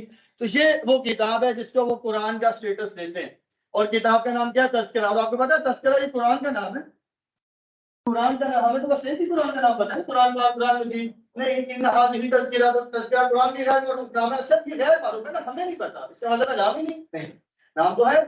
कुरान के 12 से 15 नाम अहले इल्म हज़रात ने जमा किए, 12 से 15 नाम, उसमें से एक नाम तज़किरा है। तो कादियानियों ने अपनी किताब का नाम तज़किरा रखा जो कि गैर मारूफ है, ताकि आमतौर पर पता उसका ध्यान चले। लाहौर में जीसीयू के साथ पंजाब यूनिवर्सिटी का हॉस्टल खालिद बिन वलीद हॉस्टल की मस्जिद के अंदर, जहाँ पे कुरान पाक रखे होते हैं, मैं खुद वहां पे जाके कादियानियों का कुरान पढ़ा। मैं अपनी बात कर रहा हूँ कि मैंने खुद जाके पढ़ा। अब कादियानियों का कुरान, मुसलमानों की मस्जिद तो होती मुसलमानों की, मस्जिद में यहाँ पे कुरान पाक रखे होते हैं, वहां पे क्या कर रहा था? इसका मतलब है वो मेहनत करते हैं, अपना लिटरेचर वायरल करते हैं, पहुंचाते हैं, किस मकसद के लिए? प्रीच के लिए, तबलीग के लिए, मुसलमानों को गुमराह डिट्रैक्ट करने के लिए। दोबारा क्या कहता है राय दुनी फिल्म नामी अल्लाह ही बता शक्कन तो अंदा नहीं हुआ, क्या मतलब? खुद ही उसका उर्दू में तर्जुमा लिख रहा है, हमने नहीं लिखा, खुद ही लिख रहा है। ये किताबें आज भी प्रिंट होती हैं, आज भी छपती हैं। क्या लिखता है? कहता है मिर्जा कादियानी मैंने अपने एक कशफ में देखा मैं खुद खुदा हूँ, और फिर कहता है मैंने यकीन किया कि मैं वही हूँ। और इससे अगले 2 सफ़ात के ऊपर वो जो बात करता है वो मैं इन शॉर्ट आपके सामने रखने लगा। कहता है मेरा और खुदा का ताल्लुक ऐसा जैसा मियाँ बीवी का आपस में ताल्लुक। अब ये इबारत थोड़ी सी मुश्किल इबारत है, हो सकता है आप ना समझ सके, इसको मैंने बहुत आसान करके आपके सामने बयान कर दिया। कहता है कि इस एक ऐसी हालत तारी हुई कि कशफ की हालत इस तरह तारी हुई कि गोया आप औरत है, अल्लाह ताला ने रजूलियत की ताकत का इजहार किया। मैं माजरत चाहता हूँ, लेकिन ये बताना जरूरी था कि आपको पता तो चले कि वो कोई आम काफिर नहीं है, कितना गंदा और कितना गलीज कुफर है और कितनी बड़ी गुस्ताखी है। उसके बाद आप इस्लाम की शान में गुस्ताखी, सर ने सवाल जो किया था उसका भी यहाँ पे भी जवाब इंशाल्लाह मिल जाएगा। क्या मैंने कहा था कि कलमा कादिन का और हमारा सेम है, हम कलमा पढ़ते लफ्ज मोहम्मद आता है, ध्यान कहाँ पे जाता है? इमामुल अंबिया सल्लल्लाहु अलैहि वसल्लम की तरफ। कादिन सेम कलमा पढ़ते हैं, लफ्ज मोहम्मद आते हैं, कादिन को ध्यान कहाँ पे जाता है? मिर्जा गुलाम कादिनी की तरफ। और ये तो मैंने बात की थी, आपके सामने दलील है, आप देख भी सकते हैं। कुरान पाक 26वां पारा सूरह फतह आखिर रकू की आयत मुबारका, अल्लाह ताला ने आप अलैहिस्सलाम को लफ्ज मोहम्मद से 4 मरतबा मुखातिब किया कुरान पाक में। उसमें से एक मुकाम ये है, कहाँ पे फरमाया जी? रूहानी खजाइन भी कादिर की कायदी किताब है, जिसका मैंने तारुफ किया था। 23 volumes, volume number 18, page number 207, सूरह फतह 26वां पारा आखिर रकू आयत मुबारका। क्या कहता है? कहता है मोहम्मद रसूलुल्लाह। ये कुरान की आयत है ना, मिर्जा कादिनी इसको लिखता है। इसको लिखने के बाद यहाँ पे कुरान आप पढ़ते हैं, मैं पढ़ता हूँ, पूरी दुनिया के मुसलमान पढ़ते हैं, लफ्ज मोहम्मद आता है कुरान पाक में, हमारा ध्यान कहाँ जाता है? मिर्जा कादिनी कुरान की इसी आयत को लिखने के बाद क्या कहता है? मिर्जा कादिनी कहता है इस आयत में मेरा नाम मोहम्मद रखा गया। उस कादिनी कुरान पढ़ेंगे, लेकिन जब लफ्ज मोहम्मद आएगा तो कादिनी का ध्यान लफ्ज मोहम्मद से आप इस्लाम की तरफ नहीं, मिर्जा कादिनी की तरफ जाए। अब बात समझ आ रही है? बात क्लियर हो रही है? हर कादिनी का ये अकीदा है कि मिर्जा कादिनी आप इस्लाम से ज्यादा अफजल है। हर कादिनी का अकीदा है। 2 अशार मिर्जा कादिनी का मुरीद ज़हूरुद्दीन अकमल, उसने ये अशार लिखे, मिर्जा के सामने पेश किए। मिर्जा कादिनी ने इसको पसंद किया, फ्रेम करवाया, अपने मेहमान खाने में रखवाया। इसके 2 अशार क्या है? सिर्फ 2 अशार। कहता है, और ये अशार जो असेंबली में बहस हुई थी ना 74 में, ये अशार पेश किए गए थे। कौन पेश हुआ था कादिनी की तरफ से? मिर्जा नासिर। मिर्जा नासिर इनका जवाब नहीं दे सका था। उसने कहा था मैं रिटर्न में दे दूंगा इसका जवाब। बहुत से सवाल के जवाब उसने नहीं दिए थे और कहा था मैं रिटर्न में दूंगा। उसमें से एक ये भी था। क्या सवाल था कि बताओ इसकी वजाहत करो, इसका क्या मतलब है? कहता है मोहम्मद फिर उतर आए हैं हम में और आगे से बढ़कर अपनी शान में। कहता है मोहम्मद दोबारा हमारे दरमियान में आ गए और जो मोहम्मद अब हमारे दरमियान में आए ये पहले वाले मोहम्मद से शान में बढ़े हुए हैं। आगे क्या कहता है? कहता है मोहम्मद देखने हो जिसने अकमल गुलाम अहमद को देखे कादियान में। कहता है जिसने मोहम्मद को देखना है मिर्जा कादिनी को देखे। ये उनकी एक अकायद की किताबों से आपके सामने ये चीजें पेश की जा रही हैं। उसके बाद आगे चलते हैं। अंबिया की गुस्ताखियां हैं, मैं ज्यादा गुस्ताखियां नहीं बताता, ना ही बतानी चाहिए और ना ही, अच्छा ये 2-4 जो बताएंगे नहीं, इस वजह से आपको पता चले उनकी हकीकत क्या, उनका असल चेहरा क्या है। वरना 400 प्लस गुस्ताखियां हैं, आपको 2 बताइए तो तबीयत खराब हो जाती है। तो 400 तो पढ़ना भी, जो तहकीक कर रहे होते हैं ना शोबे के माहिर, वो नहीं पढ़ सकते, जिनकी जिंदगी इस काम में लगी वो नहीं पढ़ सकते। ईसा अलैहिस्सलाम के मुतालिक हमारा अकीदा के बगैर वालिद के पैदा हुए। मिर्जा कादिनी कहता है कि मरियम का ताल्लुक एक ऐसे शख्स के साथ था और नाजायज ताल्लुक था जिसकी वजह से ईसा पैदा, और उसका नाम था यूसुफ नज्जार। मिर्जा कादिनी और कादिनी का अकीदा है कि ईसा अलैहिस्सलाम के वालिद यूसुफ नज्जार थे और निकाह होने से पहले हमल ठहर गया था। अब ये ऐसी बातें हैं कि वल्लाह नहीं, बंदा बयान नहीं कर सकता। और मरियम सदीक़ा अलैहिस्सलाम की पाक दामनी को अल्लाह ताला कुरान पाक में सूरह मरियम में बयान फरमा रहे। फिर सहाबा की गुस्ताखी। एक सवाल करने लगे, गौर से सुनेगा, जवाब दीजिएगा। मुझे बताएं खालिक और मखलूक में लिंक कौन करता है? नबी, नबूवत, रिसालत। खालिक और मखलूक में लिंक, खालिक और मखलूक में लिंक नबूवत और रिसालत करती है। नबूवत, रिसालत, नबी और उम्मत में लिंक कौन करता है? सहाबी। सहाबी। अगर आप सहाबा को निकाल दें नबूवत को साबित ही नहीं कर सकते। सहाबा को निकाल दें कुरान साबित ही नहीं हो सकता। सहाबा को निकाल दें हदीस साबित ही नहीं हो सकती। सहाबा को निकाल दें सीरत साबित ही नहीं हो सकती। सहाबा को निकाल दें इस्लाम साबित ही नहीं हो सकता। तो खालिक और मखलूक में लिंक नबूवत है, नबी और उम्मत में लिंक सहाबियत है। सहाबा की भी उसने गुस्ताखी की है और सहाबा की जो गुस्ताखी है उसमें से मैं एक गुस्ताखी बस आपको बताऊंगा, ज्यादा नहीं। इसका एक शेर है, रूहानी खजान जिल्द नंबर 18 सफा 477। क्या कहता है? कहता है करबलाए अस सैर हतानम सद हुसैन अस दर गिरबानम। क्या मतलब? कहता है मेरी सैर हर वक्त करबला में है और 100 हुसैन मेरी जेब के अंदर। और उसने जो हजरत फातिमा रज़ी अल्लाह की शान में गुस्ताखी की बयान नहीं की जा सकती। हजरत अली रज़ी अल्लाह की शान में गुस्ताखी की बयान नहीं हो सकती। हजरत उमर फारूक, हजरत अबू बकर सिद्दीक रज़ी अल्लाह अन्हुम के बारे में गुस्ताखी के बयान नहीं हो सकती। बस आपको कुछ थोड़ी सी बातें और चीजें बताई जाएंगी। ये वो किताब है जिसको कुरान का दर्जा देते हैं, ये उसका फर्स्ट पेज। ये सारी किताबें हमारे पास मौजूद हैं। तज़किरा, मजमू उलमात तशफ़ुर, मिर्ज़ा ग़ुलाम क़ादिनी, मसीह मौद, महदी मौत, तज़किरा यानी वही मुक़द्दस। अब वही मुक़द्दस हम किस किताब को कहते हैं? कुरान को। और क़ादिनी वही मुक़द्दस का दर्जा इस किताब को देते हैं। और क्या कहते हैं? कुरान शरीफ खुदा की किताब और मेरे मुंह की बातें। तज़किरा 548। बज़ाहिर देखने में क्या लग रहा है? क्या लग रहा है? कलमा कौन सा लिखा हुआ है ऊपर? कलमा हमारे वाला लिखा हुआ है ना जी। और ये क्या लिखा हुआ है? मस्जिद। भूलिए स्ट्रक्चर सारा जैसे। तो बताएं अगर, और अजान भी कैसे देते हैं? जैसे मुसलमान देते हैं। अब आप बताएं, अगर एक आम सादा मुसलमानों उसकी तस्वीर दिखाई जाए, ना बताया जाए, वो पहचान लेगा? पकड़ लेगा? नहीं पहचान सकता, नहीं पकड़ सकता। सही, यही तो धोखा और यही तो दज्जल है और यही तो मसला है कि भाई तुम हर चीज अलग है तुम्हारी, तो फिर तुम अपनी शनाख्त अलग करो ना, अपनी आइडेंटिटी को अलग करो, अपनी पहचान को अलग करो। क्यों मुसलमानों की शनाख्त को चोरी कर रहे? लेकिन उनका बेसिक ऑब्जेक्टिव और जो बेस इसके ऊपर खड़ा किया गया वही है कि अपने कुफरी अकायद को इस्लाम की आइडेंटिटी के साथ पेश करना, इस्लाम की आइडेंटिटी के साथ पेश करना। उसके बाद यहाँ पे देख लें, उनकी अकायद की किताब है, वो कहता है अल्लाह ताला का वादा था कि वो एक दफा और खातमुन नबीयीन को भेजेगा। यहाँ पे लफ्ज़ खातमुन नबीयीन इस्तेमाल हो रहा है, किसके लिए इस्तेमाल हो रहा है? मिर्जा गुलाम कादिनी की। और कादिनी मुझे और आपको क्या समझते हैं? आपने सवाल किया था, कादिनियों का अकीदा है कि जो मिर्जा कादिनी को नबी नहीं मानता वो काफिर है। मैं, आप, पूरी दुनिया के मुसलमान मिर्जा कादिनी को नबी नहीं मानते। तो जो नबी नहीं मानता कादिनी के अकीदे के मुताबिक वो काफिर है, तो कादिनी हमें काफिर समझते हैं। उनके अकीदे की किताब से आपके सामने रख दिया। उसका बेटा भी वाज़ेह तौर पे कहता है कि जो मिर्जे को मसीह मौत में नबी नहीं मानता वो ना सिर्फ काफिर बल्कि पक्का काफिर है, समझे खारिज। पेज 110, कलिमातुल फस्ल, रिव्यू ऑफ रिलीजन, ये उसका एक टाइटल है। अब यहाँ पे ये समझ लेते हैं, अब मेरे पास 4 मिनट है, यहाँ पे ये समझ लेते हैं, ऐसा सेशन आपने कभी हिंदुओं के मुतालिक सुना है, यहूदियों के मुतालिक सुना है, सिखों के मुतालिक सुना है, किसी और मजहब से मुतालिक सुना है? नहीं। कादियों से मुतालिक क्यों सुन रहे हैं? उसकी सबसे बड़ी वजह क्या है कि आम काफिर भाई देखें, यहूदी खुद को यहूदी कहते हैं, हिंदू खुद को हिंदू कहते हैं, मुझे आपको मुसलमान कहते हैं। ऐसे काफिर को आम काफिर कहा जाता है। कारोबार लेन देन किया जा सकता है, ट्रेड तिजारत की जा सकती है, दिली मोहब्बत और रिश्तेदारी नहीं रखी जा सकती। ठीक है, मजीद तफसीलात के लिए फिर आप पर्सनल में रब्ता कर सकते हैं, मुफ्तियान से रब्ता कर सकते हैं। बस इसको समझ लें। दूसरा जो जिंदी जिंदी जिंदी कौन सा काफिर होता है? जो अपने कुफर को इस्लाम कहता है और इस्लाम को कुफर कहता है। खुद काफिर होने के बावजूद खुद को मुसलमान कहता है और जो मुसलमान है उसे काफिर कहता है। ऐसे काफिर को जिंदी काफिर कहा जाता है। अब खुद फैसला करें, कादिनी आम काफिर है या जिंदी काफिर? क्योंकि कादिनी खुद को मुसलमान और मुसलमान को काफिर कह रहे हैं, खुद अपने कुफर को इस्लाम और इस्लाम को कुफर कह रहे हैं। जो मिर्जा कादिनी को नबी नहीं मानता उसको वो काफिर, और जो मिर्जे को नबी मानता है उसको मुसलमान कह रहे हैं। इस वजह से वो जिंदी काफिर है। और इसके साथ एक गुंजाइश थी, और वो क्या थी? इसके साथ एक गुंजाइश थी, तिजारत।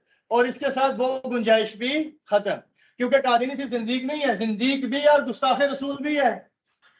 हमारे नबी की गुस्ताखी भी करते हैं। तो दो कुफर इनके अंदर पाए जाते हैं। इस वजह से इनका कुफर बहुत ज्यादा शदीद है। इनके साथ किसी किस्म के अखलाकी, माशी, समाजी ताल्लुक नहीं रखा जा सकता, दोस्ती रिश्तेदारी नहीं रखी जा सकती। इस पे तमाम मसालिक, इस पे जितने भी मसलक हैं, जितने भी मसालिक हैं, जितनी भी तंजीमें हैं, जितनी भी जमातें हैं, सबका मुतफिका फतवा फैसला है। और वो फतवा फैसला क्या है कि कादिनी जिंदी काफिर हैं, इनके साथ किसी किस्म का कोई ताल्लुक नहीं रखा जा सकता। 1400 से ज्यादा मुफ्तियान का फतवा मेरे पास हार्ड सॉफ्ट में मौजूद है। अगर आप फतवे की लैंग्वेज समझते हैं तो आपके साथ शेयर हो सकता है। तमाम जमातों के, तमाम मसालिक के, अहले हदीस उलमा हैं, देवबंद बरेलवी उलमा हैं, जमात इस्लामी वाले हजरात हैं, तंजीम इस्लामी वाले हजरात हैं, खत्म नबूवत के प्लेटफॉर्म पे सब ऑन बोर्ड है, एक पेज पर है, एक स्टेज पर है, किसी में कोई इख्तलाफ नहीं। और फतवा क्या है कि इनके साथ कोई ताल्लुक नहीं रखा जा सकता। अब इनकी कुछ प्रोडक्ट्स हैं, ये देख लेते हैं। शेजान ये 100% कादियानियों की है, 100% कादियानियों की, 100% कादियानियों की है। शेजान पीना, आप थोड़ी सख्त बात करने लगे लेकिन इतनी भी सख्त नहीं है। शेजान पीना ऐसे ही हराम है जैसे शराब पीना हराम। मेरी ये बात बहुत से लोगों को बुरी लगती है, लेकिन हकीकत यही। क्यों? शेजान पीने का मतलब है आप नबी के गुस्ताख को माशी तौर पे मजबूत कर रहे हो, जिस पैसे को वो आपके नबी की गुस्ताखी में इस्तेमाल करेगा, आपके नबी की गुस्ताखी में इस्तेमाल करेगा। इसलिए इनके साथ ट्रेड, कारोबार, तिजारत नहीं की जा सकती। लेकिन अफसोस आप कराची में शेजान है, क्यों बिक रही है शेजान कराची में? अगर सिर्फ कादीनी सुबह दोपहर शाम को शेजान पिए, कंपनी चल सकती है? कंपनी चल सकती है? नहीं। उनकी कंपनी के चलाने में बुनियादी किरदार कौन प्ले कर रहा है? मुसलमान। प्रॉफिट किससे कमा रहे हैं? मुसलमानों से। तो सिर्फ हम ये कहते हैं भाई उनको लड़ाई नहीं करनी, उनको गाली नहीं देनी, उनसे लड़ना नहीं है, उनको मारना नहीं है, बस एक काम करना है, क्या?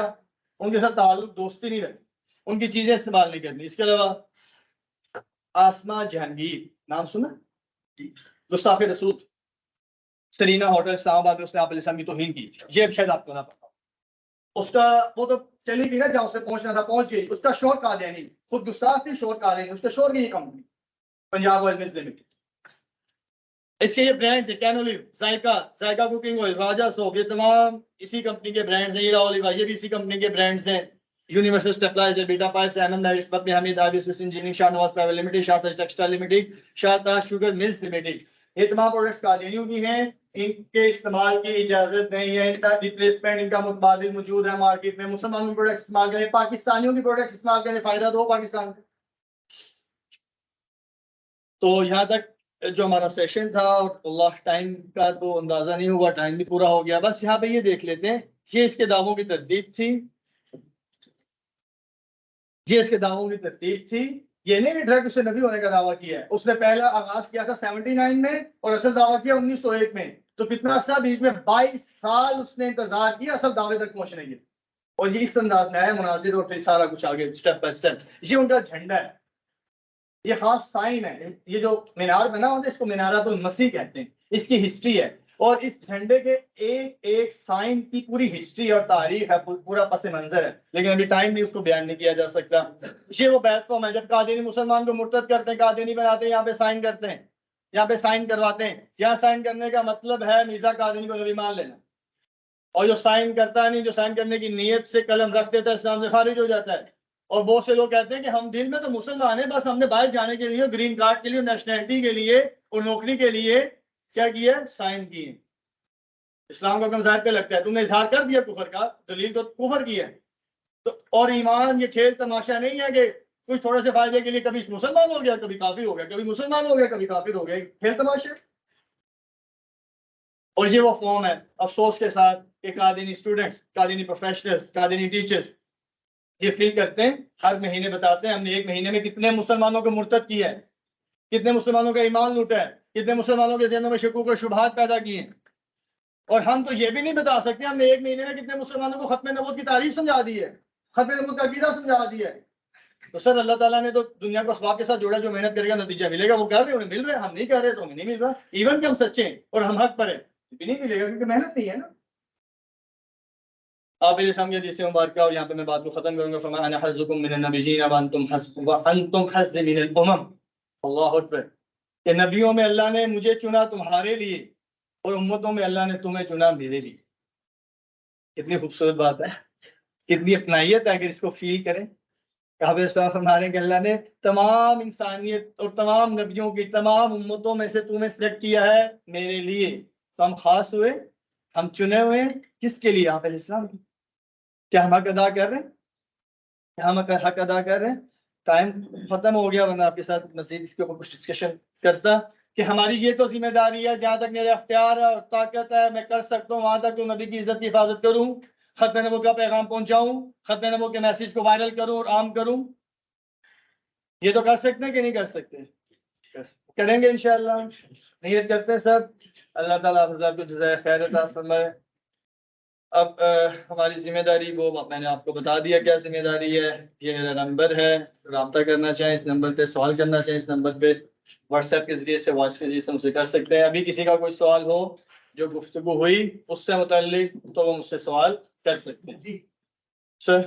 अभी आपने बताया जैसे कि वो मानते हैं कुरान को भी, आप किताब जो है उम्दा की है, तो कुरान में दलील मौजूद है सूरह अहज़ाब में आयत 40 में, तो वो उसको किस तरह डिनाई करते हैं? वो खत्म नबूवत में समझता हूँ मोहर है। उसके बाद वो हदीसों की किताब से किस तरह डिनाई करते हैं जिसमें आप सल्लल्लाहु अलैहि वसल्लम ने फरमाया कि मैं अल्लाह के यहाँ उस वक्त भी खातिमुन नबिय्यीन था जब आदम अलैहिस्सलाम भट्टी और पानी के दरमियान थे। और ये तो एक है, इसके अलावा बहुत सारी हैं जो कि इस बात पे अल्हम्दुलिल्लाह इंडोर्स करती हैं कि आप सल्लल्लाहु अलैहि वसल्लम जो है वो खातिमुन नबीय्यीन है। तो जब वो इस किताब को मान रहे हैं तो वो इसके काउंटर में क्या करते हैं, एक सवाल दूसरा सवाल ये है कि जब हम असहाब की जिंदगी पढ़ते हैं तो उस जमाने में जब कोई नबूवत का दावा मुसल्लमा कज़्ज़ाब, तो उसको जो है वो वाहशी ने जो है वो नेज़े से शहीद कर दिया था। उसके बाद हज़रत अबू बकर के दौर में इनके खिलाफ जिहाद की गई। तो उस जमाने में जब ये इस तरह के फितने खड़े हुए तो उस जमाने में उलमाए किराम ने क्या इसके ऊपर स्टांस किया? मुकम्मल हो गए सवाल जी, जज़ाकल्लाह। दो सवाल हैं। पहला सवाल कि वो कैसे तहरीफ करते हैं, और दूसरा सवाल कि पहले जो फितने आए थे उनको तो खत्म कर दिया गया, ये फितना खत्म क्यों नहीं किया या क्यों नहीं किया जा सका, इसकी जो एज है, इस फितने की एज। तारीख इस्लाम में खत्म नबूवत का इनकार करके सबसे बड़ी उम्र जिस फितने ने पाई है वो फितना कादियानियत है। तकरीबन 140 साल 140 साल इस फितने को हो चुके हैं। और असवद अंसी 4 महीने में साहबा ने उड़ा के रख, मुसलमान कज़्ज़ाब 1 साल के अंदर साहबा ने उड़ा के रख, और इसको 150 साल होने वाला, 1.5 सदी। और वहां पे साहबा की तादाद कितनी थी और यहाँ पे मुसलमानों की तादाद कितनी है, लेकिन हम कुछ भी कर नहीं पा रहे। अलमी है। अच्छा, एक बात कि उस टाइम ये हुक्म किसने दिया था? असवद अंसी के कत्ल का हुक्म इमामुल अंबिया ने दिया था, और वो एक रियासत को हेड कर रहे थे। क्लियर? दूसरा हुक्म आपके पर्दा फरमाने के बाद मुसलमान कज़्ज़ाब के खिलाफ किताल का हुक्म किसने दिया था? अबू बकर सिद्दीक रज़ियल्लाहु अन्हु, वो एक रियासत को हेड कर रहे थे। ठीक है, तो ये रियासत की जिम्मेदारी है कि वो ये हुक्म दे और ये ऑर्डर दे और ये निफाज करे, और वो रियासत इस्लामी होनी चाहिए, ना कि कौमी होनी चाहिए। तो ये जो रियासतें इस टाइम की कौमी रियासतें, ना कि इस्लामी रियासत। इस्लामी रियासत तो अभी एक ही बनी है और आपके हमसाये में बनी है, नाम आप सब जानते हैं उसका। ठीक है, तो अब ये रियासत की जिम्मेदारी है। मेरी वहां पे बात हुई उन अहबाब से अफगानिस्तान में, फोन पर रब्ता हुआ, तो वो कहने लगे हमें काबुल के अंदर पता चला कि एक फैमिली है, तो जैसे ही पता चला तो उसके बाद वो फैमिली वहां पे नहीं। तो मेरे ख्याल से इतना कह देना काफी है, अगली बात आप समझ गए होंगे। तो ये रियासत की जिम्मेदारी होती है, आम आवाम के हाथ में ये बात नहीं है, अख्तियार नहीं है। एक बात। दूसरा आपका सवाल था, मैं जवाब लेता हूँ। दो बातें तहरीफ वो करते हैं।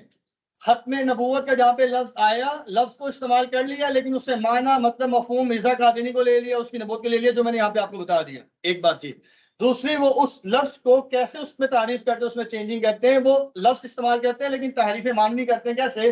वो खातिम से मुराद वो नहीं लेते जो हम लेते हैं, या जो लिसानुल अरब यानी कि जो अरबी की ग्रामर है उसमें जो खातम और खातिम से जो मुराद दिया गया कादिनी, वो मुराद नहीं लेते। वो इससे मुराद लेते हैं स्टैम्प, मोहर। और कहते हैं आप अलैहिस्सलाम की एक फजीलत ये है कि आप खातमुन नबी जी ने, मतलब अब जो नबी बनेगा वो नबी की खत्म नबूवत की मोहर से बनेगा। आप मोहर लगाते जाएंगे, नबी बनते जाएंगे। हम कहते हैं ठीक है, हम आपकी इस लॉजिक को अगर मान लें तो ये स्टेप मेरे नबी ने एक में क्यों लगाई है? मेरे नबी ने एक में क्यों लगाई है? उससे मिर्जे से पहले क्यों स्टंप किसी पे लगी, और मिर्जे के बाद क़यामत तक क्यों नहीं लगेगी? तो कादिनी के अकीदे के मुताबिक भी आप अलैहिस्सलाम के पास सिर्फ मिर्जा ही है, और मिर्जे के बाद क़यामत तक कोई और नहीं है। तो फिर हम ये इतराज़ से करते हैं कि फिर नबूवत अगर जारी है तो मिर्जे के बाद भी मिलनी चाहिए ना, और मिर्जे से पहले भी मिलनी चाहिए थी ना। इसका भी उनके पास कोई जवाब नहीं होता। ये क्लियर हो गया आपका सवाल? जवाब मिल? अच्छा, मेरा सवाल ये था, हारिस से ही थोड़ा सा मिलता जुलता था। तहरीफ जो ये करते हैं कुरान में, जो, और आपने बोला भी कि इनके कुरान हमारे कुरानों के साथ बीच में भी अक्सर मस्जिदों में पड़े हुए होते हैं, सही है। तो मुझे सिर्फ ये पूछना है कि इनकी क्या ये तर्जुमे में फैब्रिकेशन करते हैं, तफसीर में फैब्रिकेशन करते हैं, या ये तहरीफ जो आपने तस्करा दिखाया वो आयतें उठा के कुरान के अंदर फिट करते हैं, या उसको अलग रखा हुआ है? किस तरह ये फैब्रिकेशन करते हैं? दो चीजें, कि जो कुरान हम पढ़ रहे हैं, आप अलैहिस्सलाम पे जो नाजिल हुआ, उस कुरान को एज इट इज ले लेते हैं, अरबी को, उस कंटेंट को ले लेते हैं, लेकिन उसकी जो ट्रांसलेशन है, जो माना और मफहूम और तशरीह है और जो तफसीर है, उसमें तब्दीली करते हैं। जैसे मैंने जो कुरान पकड़ा कादिनों का, वो कुरान ही था, कंटेंट सारा वही था, अरबी सारी वही थी, लेकिन वो लिखा हुआ किसका था, तर्जमा किया हुआ किसका था? तर्जमा किया हुआ तफसीर किसकी थी? मिर्जा कादिन के बेटे की। और मैंने जब गया ना मैं सूरह अहज़ाब की आयत नंबर 40 पे, तो उसने वो तशरीह लिखी हुई थी। मतलब तफसीर में तहरीफ और दिमाग में बिठा। हाँ। और दूसरा, तस्करे को भी कुरान का स्टेटस दे देते हैं, क्योंकि मिर्जा कादिन दूसरा मोहम्मद है, इसमें जो वही नाजिल हुई है तो वो भी कुरान है। लेकिन उसकी जो आयतें हैं, मतलब जो उनके मुताबिक नाउजुबिल्लाह आयतें हैं तस्करा की, उन आयतों को हमारी सूरतों के अंदर फिट करने की कोशिश नहीं करते। वो अलग रखते हैं, इसको अलग रखते हैं, और वो 100% अरबी में है भी नहीं ना, उसमें तो मुख्तलिफ जुबान है।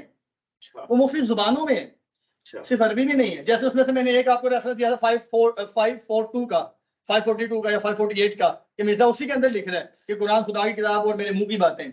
अब ये उसके अंदर लिखी हुई बात है जिसको वो कुरान कह रहे हैं। जी मेरे दो सवाल हैं। पहला सवाल ये है कि एक तो बिल्कुल कोई ऐसा है जिसको आप उनको पहचानते हो, क्योंकि सारी बातें हो गई हैं, समझ में भी आ गई, लेकिन अभी तक कोई ऐसा डिफरेंस नजर नहीं आ रहा जिससे जो है वो पकड़ सकें ऑन द स्पॉट। ठीक है जी। और अगर पकड़ लेते हैं तो वो आपने बता दिया कि अब जो है वो मामला ताल्लुकात खत्म करने हैं। दूसरी चीज ये कि पाकिस्तान में इस पर क्या स्टेटस चल रहा है, ओवरऑल उलमा इस पे क्या काम कर रहे हैं, और जितने लोग माशाल्लाह बैठे हुए हैं ये किस तरह उस चीज को जो है वो हेल्प कर सकते हैं, ओवरऑल सपोर्ट कर सकते हैं, ये मुझे जरा बताइए। दूसरा, इनके खिलाफ जैसे कि आपने वो तो कहानी बड़ी क्लियर कर दी है कि स्टेटस बता दिया कि अफगानिस्तान और वो सारी सूरत बता दी है कि रियासत की जिम्मेदारी है, यहाँ पर हमारी कोई जिम्मेदारी बनती है, क्या करना है? सारे सवाल मुकम्मल हो गए। अब आपसे एक रिक्वेस्ट है, पहले का सवाल रिपीट करें, पहले का सवाल जवाब दूंगा फिर अगली। पहला वाला सवाल मेरा ये था कि इनकी ऑन द स्पॉट किस तरह? जी, आइडेंटिटी, आइडेंटिटी, ठीक है। ठीक है। ये इसके 3 जवाब मैं अर्ज करूंगा। सर ने पूछा उनकी शनाख्त, उनकी पहचान क्या है। आप में से कोई कभी किसी कारीगर से मिला? अल्लाह से। वाह सर, आप भी मिले, आपको कैसे पता चला? और इलाके में मैं रहता था, वहाँ पर डे एंड नाइट जो वहाँ पर की इबादत आपको कैसे पता चला? दो लोगों को जानता हूँ, एक को मैंने एक और ऑफिस में, अच्छा, इस ऑफिस में। अच्छा, और 10 साल में मैं एक जगह एक शॉप से साइन करता था। है ना, ठीक है, चलेगा, है भी तो कोई मसला नहीं है, बात कर सकते और अभी मैं उस शॉप से मैं यहाँ पे 10 साल से रहने वाले, मुझे रंजीत पिछले 7 साढ़े 7 साल साइन करता था। फिर मुझे पता चला कि ये मामला है कुछ ठीक। मतलब आपको बताया गया, आपने देख के या गुफ्तगू करके नहीं पहचाना ना? और उनके पास शिजान की प्रोडक्ट्स थी। ठीक है, शिदाई प्रोडक्ट जिसके पास है, इसका ये मतलब नहीं हो कादिर नहीं है। इस तरह से बहुत से कादिर नहीं बनते हैं। अच्छा, मैं इसकी ना तीन निशानियां बता देता हूँ, 3 साइंस बता देता हूँ, 3 अंदाज शायद बता देता हूँ कैसे पहचानना है, क्या उसके तरीके हैं। सबसे पहला, अगर जो जमात की तरफ से उनको हुक्म है, उनकी शनाख्त क्या होनी चाहिए। जैसे ट्रंप से जो मिला था उसकी एक शनाख्त थी, अब्दुल शकूर कादेनी, जिसकी ट्रंप से मुलाकात थी, वीडियो वायरल हुई थी, आपने शायद देखी हो। वो एक टोपी पहनते हैं, उनके मर्द टोपी पहनते हैं, जैसे जिना कैप है ना, जिना कैप आपने देखी होगी। जिना कैप की हाइट ज्यादा है, उनकी जो टोपी हाइट कम होती है, शेप सेम होती है, वो टोपी इस्तेमाल करते हैं। लेकिन ये आम कादिर नहीं कहता, उनके मुबल्लिग मुरब्बी, जिसको हम हमारा आलिम होता है, उनका मुरब्बी होता है, वो इस्तेमाल करते हैं। दूसरी, वो एक अंगूठी पहनते हैं, उस पर कुरान पाक की एक आयत लिखी होती है अरबी में, अलैहिस्सल्लाहु बिकाफिन अब्दा, अलैहिस्सल्लाहु बिकाफिन अब्दहू, क्या अल्लाह अपने बंदे के लिए काफी नहीं, यह लिखी होती है। ये 2 चीजें हैं मर्दों की। लेकिन जब मुसलमान इलाकों में आते हैं, टोपी भी उतार देते हैं, अंगूठी भी उतार देते हैं। टोपी ना भी उतारने कोई मसला नहीं है, अंगूठी पहनी होगी तो उन पर केस हो सकता है पाकिस्तान के कानून के मुताबिक, पाकिस्तान जो 1984 में ज़ियाउल हक साहब ने बनाया था। अच्छा, औरतों की क्या निशानी है? और कादिनी औरतें पर्दा और निकाब जो करने वाली हैं, उनको जो हुक्म दिया था, और ये हुक्म दिया था मिर्जा कादिनी के बेटे मिर्जा बशीरुद्दीन महमूद ने, जो कादिनी का दूसरा खलीफा था। और ये इतना गंदा और गलीज इंसान था, मैं अपनी बहनों से पहले माजूर करता हूं जिन तक आवाज पहुंच रही है, वो अपनी बेटी के साथ सेक्स करता था, और ऐसे नहीं करता था, उसकी पुश्त पर, कमर के नीचे कुरान रख के उसके साथ सेक्स। इतना बड़ा गलीज किस्म का इंसान था। फिर अल्लाह ने उसको बहुत अजीब और बहुत गंदी मौत दी थी, कि जो शीट थी उसके मुंह से बाहर आती थी, ऐसी गंदी मौत उसको दी थी, और कई साल वो इस हालत में रहा था, उसके बाद वो मरा था। अच्छा, तो मिर्जा बशीरुद्दीन महमूद ने जो हुक्म दिया था, मैं ये भी बता दूंगा ये क्यों दिया था, उसके पीछे साइंस क्या थी। अब हुक्म जो दिया था कि औरतें कैसे पर्दा निकाब करें, कहाँ की, पाकिस्तान बनने के बाद इधर आ गया था, उसका जो टेन्योर रहा है ना, सबसे ज्यादा टेन्योर 1914 से 65 तक, 1914 से लेकर 1965 तक वो खलीफा रहा कादियानियों का, मरज़ियों का। तो पाकिस्तान बनने के बाद वो पाकिस्तान आ गया।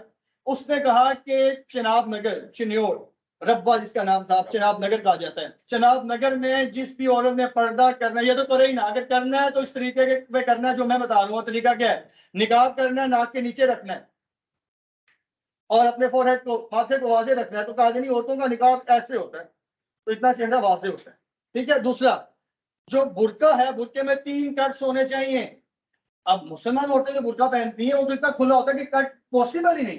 तो कादिनी औरतें जो बुर्का पहनती है कट के लिए लाजमी है कि वो थोड़ा सा टाइट होना चाहिए, तो तभी कट होगा ना। जैसे हम कुर्ता और कमीज पहनते हैं तो उसके दो कट हैं, एक राइट एक लेफ्ट। कादिनी औरतें जो बुर्का पहनती हैं उसमें 3 कट्स होते हैं, एक राइट कट होता है, एक लेफ्ट कट होता है और एक लोअर बेल्ट। डेड एंड से कट शुरू होता है, नीचे तक बुर्का कटा होता है, 3 कट्स होते हैं और बेल्ट होती है जो आप पीछे से आगे तक आती है। तो कादिनी की औरतों के जो बुर्के का स्टाइल है उससे पूरी बॉडी का स्ट्रक्चर वाज़ेह होता है।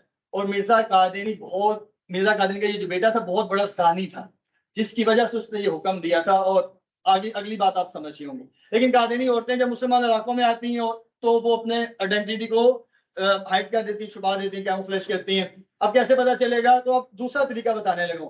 जहां पे खत्म नबूवत की बात होती है जैसे मैंने की, जहाँ पे कादियों के कुफरी अकायद बताए जाते हैं जैसे मैंने बताए, और जहाँ पे कादिन के बाइकआउट की बात होती है जैसे मैंने की, ये 3 काम जहाँ पे होंगे कादिन खुद खुल के आपके सामने आ जाएंगे। तो मैंने खुद इसको एक्सपीरियंस किया। तीसरा तरीका जो है ये आम बताने वाला नहीं है, लेकिन आप सब प्रोफेशनल्स हैं वरना हम आमतौर पर नहीं बताते, आपको बता रहे हैं क्योंकि ये हर जगह पे अप्लाई होता नहीं है। ये खास खास जगहों पे अप्लाई होता है, खास खास केसेस को डील करने के लिए इसको किया जाता है। जैसे वो बंदे ने मेरे साथ नमाज पढ़ी, मस्जिद से बाहर निकला, मैंने उसे रोका और मैं पहले दोनों तरीके अप्लाई कर चुका था, वो नहीं पकड़ा गया था। तीसरा लास्ट मेरे पास तरीका था, मैंने अप्लाई किया। मैंने पूछा मुझे ये बताओ कि मिर्जा गुलाम अहमद कादिनी जिसने झूठा दावा नबूवत किया था तुम्हारा उसके मुतालिक अकीदा क्या है? उसने बड़ी कोशिश की इधर उधर राइट लेफ्ट निकल जाए, लेकिन मैंने उसे बहरहाल उसकी बाजू पकड़ ली और मैंने कहा जब तक बताओगे नहीं मैंने छोड़ना नहीं है। हाँ, आपने ऐसा नहीं करना। मुझे तो किसी वजह से मैंने ये किया था कि वो गुमराही ना फैलाए ना मार्केट में और लोगों को ना मसाइल पैदा करे। फिर वो कहने लगा, जब मैंने ये सवाल पूछा तो फिर उसने बड़ी मुश्किल से जवाब दिया और कहने लगा कि मैं अहमदी हूँ, मिर्जे के ऊपर आंच नहीं आने दी। तो ये तीसरा और स्पेशल केसेस में ही इसको हम अप्लाई करते हैं। तो ये 3 तरीके हैं जिससे उनका पता चल जाता है। अगला सवाल क्या था? अगला सवाल मेरा ये था कि जितने भाई यहाँ पे बैठे हुए हैं, जितने लोग बैठे हुए हैं, वो किस तरह सपोर्ट कर सकते हैं, कैसे वैल्यू ऐड कर सकते हैं? ओवरऑल हमारे उलमाए दीन को, ओवरऑल जो भी इस पे जो है वो सूरत हाल चल रही है। अच्छा 5 सेकंड में फिर देंगे तो फिर क्वेश्चन आंसर बाद में करेंगे, जैसे भी होता है। चलिए ठीक है, नमाज का आप टाइम है नमाज के लिए, किसी का स्पेसिफिक है तो बाद में करेंगे। हाँ हाँ, बस नंबर मैंने बाद में सिर्फ दे दिए।